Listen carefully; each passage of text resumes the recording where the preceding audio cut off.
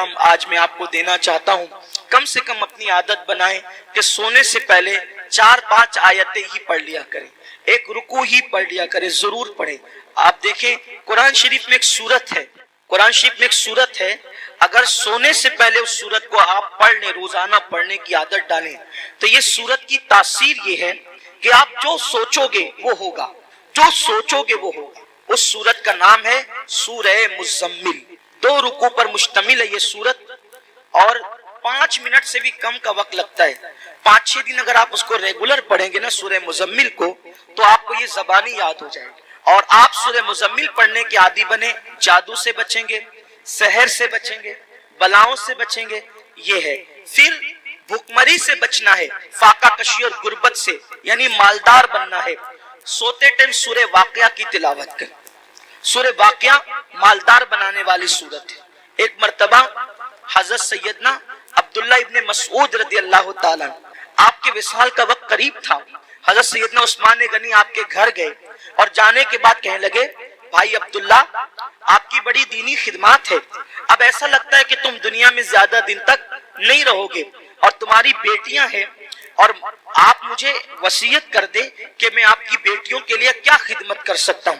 हज़रत अब्दुल्ला इब्न मसूद उठकर बैठ गए, कहने लगे, उस्मान मेरे भाई, याद रखो मेरी बेटियां कभी भूखी नहीं रहेगी, मेरी बेटियां कभी फाके से नहीं रहेगी, मेरी बेटियों को कभी माल की तंगी नहीं होगी, आप पैसों की बात ना करें।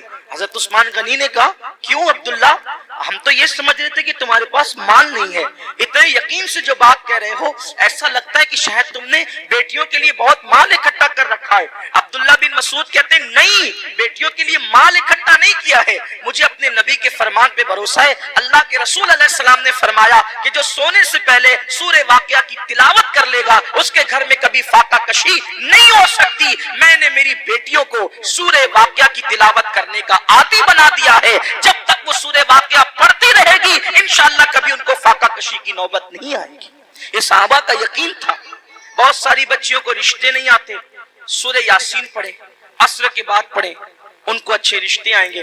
कुरान में सब है लेकिन कुरान पढ़ना नहीं चाहते, तावीज लेना चाहते हैं, तावीज लेना चाहते हैं, वजीफे पढ़ना चाहते हैं। कुरान से बढ़कर कौन सा वजीफा है वो बताएं ना आप, कुरान से बढ़कर कौन सा वजीफा है। देखो हुजूर गरीब नवाज रज़ी अल्लाह ताला जयपाल जोगी के सारे जादू का जवाब सिर्फ एक आयत से दिया है गरीब नवाज ने, उसको आयतुल कुर्सी कहते हैं।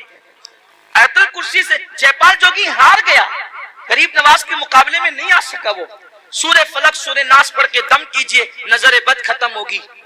बच्चे जो शाम के वक्त रात रात भर रोते हैं, फलक और नास पढ़कर दम करो, बच्चे रोना बंद कर देंगे, नहीं रोएंगे बच्चे। नजर लगती है, 3 मरतबा लिलाफ़े कुरैश पढ़ो, नजर फौरन खत्म होगी। अब आप कहेंगे हम तो करते हैं ना लेकिन असर नहीं होता। यही बात खास है, ये बात खास है। एक मुझे बहुत खूबसूरत बात यहाँ याद आई।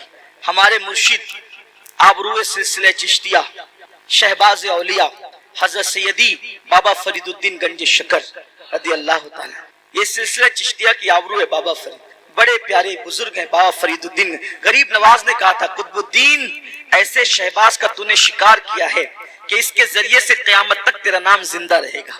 बाबा फरीद के पास एक औरत आई और आकर कहती, सरकार मेरी बेटी की शादी है, पैसों का इंतजाम नहीं, सरकार इंतजाम कर दें। अब वो अल्लाह वाले लोग, अब बाबा फरीद जैसा अल्लाह वाला, बाबा फरीद जब पाक पटन में रहने गए थे शुरू में, तो एक दरख्त के नीचे कयाम था और जो कपड़ों की पोटलियां और जो सामान की गठरियां थी ना, वो रखने को जगह नहीं थी। पंजाब के लोग यानी पाक पटन के लोग बहुत सताते थे, रहने नहीं देते थे, तो सामान कहाँ रखे अपना, था तो थोड़ा ही सामान, जगह तो चाहिए, तो दरख्त पे लटका कर रखते थे सामान।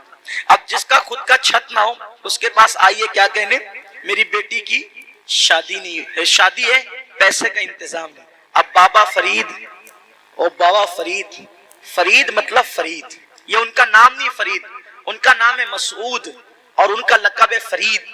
फरीद का मतलब होता है यक्ता, यक्ता, बेहमता, कोई हमसर नहीं, कोई सानी नहीं। उनके दौर में वो थे फरीदुद्दीन। बुढ़िया आई, आने के बाद कहा पैसों का इंतजाम नहीं। सरकार बाबा फरीद ने कहा एक काम कर माई, वो सामने जो ढेला पड़ा है ना मिट्टी का, वो ढेला मेरे पास ला। वो ढेला लाई, फरमाया पकड़ पकड़ इसको। उसने ढेला पकड़ा। बाबा फरीद ने सूरह फातिहा पढ़ी 3 बार। कितनी बार? कौन सी सूरत? सूरह फातिहा का मतलब जोर से बोलिए, अल्हम्दुलिल्लाह ही सबको याद है ना। सूरह फातिहा 3 बार पढ़ी, दम किया, फरमाया इसको ढांक ले और घर जाके खोलना।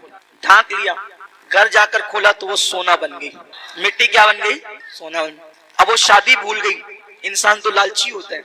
बाबा साहब ने कितना आसान तरीका बताया मिट्टी को सोना बनाने का। उसने शादी भूल गई, बोला यार एक ढेले पे अगर पढ़ा नहीं है सूरह फातिहा तो फिर एक ढेले पे क्या पढ़ना। वो ढेले ही जमा करती रही मिट्टी के, पूरा घर भर दिया ढेले से। और जब रात हुई तो फातिहा पे फातिहा, फातिहा पे फातिहा, फातिहा पे फातिहा पढ़ती रही, फूकती रही, पढ़ती रही। रात से सुबह हो गई, वो मिट्टी के मिट्टी रही। उसने कहा बाबा साहब ने तो मेरे सामने यही पढ़ा था, इसके सिवा कुछ नहीं पढ़ा था, अब सोना बना दिया। और मैं रात भर पढ़ी, गुस्से में सुबह आई, कहा सरकार क्या बात है ये? फरमाया माई क्या हुआ, तेरा मसला तो हल हो गया, नाराज क्यों है? कहा कि आपने सूरह फातिहा पढ़ा तो मिट्टी सोना बन गई। मैं पूरी रात, आपने सिर्फ 3 बार पढ़ा था, मैं पूरी रात पढ़ पढ़ के फूकती रही, वो मिट्टी की मिट्टी रही। और सही बताना आपने फातिहा के सिवा कुछ पढ़ा था? कहा नहीं फातिहा ही पढ़ा था, कुछ नहीं पढ़ा था। तो कहा कि आप पढ़ते तो सोना, हम पढ़ते तो मिट्टी। बाबा साहब ने मुस्कुरा के कहा ओ माई फरीद जैसी जबान तो ला, फरीद जैसी जबान तो ला।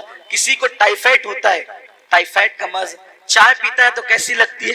कड़वी। कैसी लगती है? बोलो चाय कड़वी है कि जबान कड़वी है? हैं? क्या कड़वी? आदमी कहता है चाय कड़वी है, आदमी क्या कहता है? चाय कड़वी नहीं है।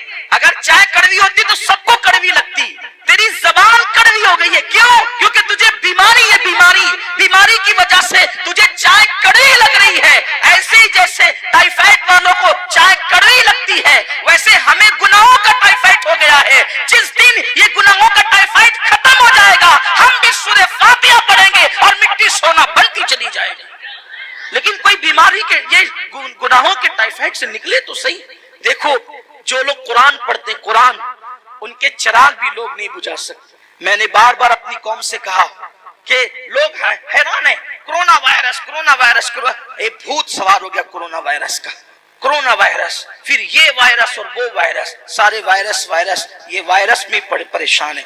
अरे नादान, सोच तो सही, कोई बस्ती से निकाल देगा, कोई ये कर देगा, कोई मार डालेगा, कोई कत्ल कर देगा, कोई लूट लेगा, कोई ये करेगा, वो यार कोई कुछ नहीं करेगा। अल्लाह की किताब पकड़ो, अल्लाह की किताब पकड़ो। तुम्हारे जलाए हुए चिराग भी कोई बुझा नहीं सकता। आपको मिटाना आसान नहीं है। कुरान पकड़ कर देखो। क्या वो मशहूर सा वाकया मेरे मुर्शिद सैयदी शमसुद्दीन तुर्क पानीपती का नहीं सुना? नहीं सुना कि सरकार साबिर कलियर ने कहा था बाबा शम्स जब तुझसे करामत का ज़ुहूर हो समझ जाना मेरा इंतकाल हो गया, और आ जाना फिर सीधे कलियर और फिर मेरा इंतकाल हो चुका होगा, लेकिन मुझे हाथ नहीं लगाना। शमसुद्दीन तुर्क पानीपती गए, दिन भर फौज में काम करते थे, रात को कुरान पढ़ते थे। बादशाह हमले पे हमले कर रहा था, नाकाम हो रहा था। एक दिन बादशाह ने रात के वक्त हाथ उठा के दुआ की, मौला कामयाबी नहीं मिलती, इरशाद होता है तूफान आएगा और जिसका चिराग तूफान में भी जल रहा होगा। ये तो आपने बार बार सुना, उसका एंड सुन ले आप, आज खास उसका एंड सुन ले। शायद इसका एंड आपने नहीं सुना होगा अब तक, कम से कम मुझसे तो नहीं सुना होगा। उसका एंड सुन ले आप। बादशाह से कहा तूफान आएगा, चिराग नहीं बुझेगा। बादशाह तूफान का इंतजार करने लगा। तूफान आया, बादशाह बाहर निकला तो खेमे सबके उड़ गए थे। देखा कि एक चिराग जल रहा है, एक चिराग जल रहा है, और वहां बैठकर कुरान पढ़ने वाला कुरान पढ़ रहा है। बाबा शमसुद्दीन क्या कर रहे थे? कुरान पढ़ रहे। वहां गए, पैर पकड़ लिए, सरकार आप दुआ कर दे किला फतेह हो जाए। फरमाया तू किसी गलत जगह आ गया, यहाँ क्या है? तो कहा कि हुजूर मुझे बताया गया ख्वाब में कि जो साहिब करामत होगा उसी की दुआ कबूल होगी। कहा कि साहिब करामत बहुत लोग हैं, मैं थोड़ी। तो कहा कि तवज्जो तो करें, इससे बड़ी करामत क्या होगी कि लोगों के खैमे उड़ गए और आपका चिराग भी नहीं बुझता। ये चिराग जल रहा है। वो चिराग क्यों जल रहा था? हजरत शम्स का चिराग क्यों जल रहा था? चिराग इसलिए जल रहा था कि वो चिराग की रोशनी में कुरान पढ़ रहे थे। चिराग की, यहाँ तो लाइट की रोशनी में भी कुरान नहीं पढ़ते। وہ لوگ چراغ کی روشنی میں قرآن پڑھتے ہیں۔ تو میری گزارش ہے قرآن کو عام کیا جائے، قرآن کو عام کریں، قرآن پڑھیں، قرآن پڑھائیں۔ اللہ تعالی ہم سب کو قرآن پڑھنے کی توفیق عطا فرمائے۔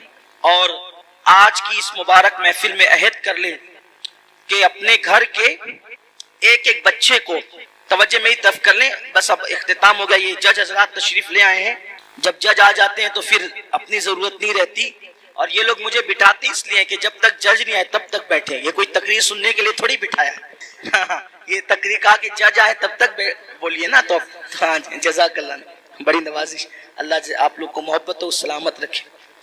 اصل زندگی ہنس بول کے گزارنے کا ہی نام ہے۔ ہاں، غصے گرمی والے لوگ چڑچڑے ہو سکتے ہیں، متقی نہیں ہو سکتے۔ حضور سب سے بڑے متقی تھے لیکن سب سے زیادہ مسکراتے تھے۔ مسکراتے رہیے، مسکراتے رکھیے۔ جس کی تسکین سے، میرے امام نے کہا، جس کی تسکین سے روتے ہوئے ہنس پڑے، اس تبسم کی عادت پہ نہ ہو۔ میری گزارش ہے، سنی دعوت اسلامی جیسی تحریک آپ کے یہاں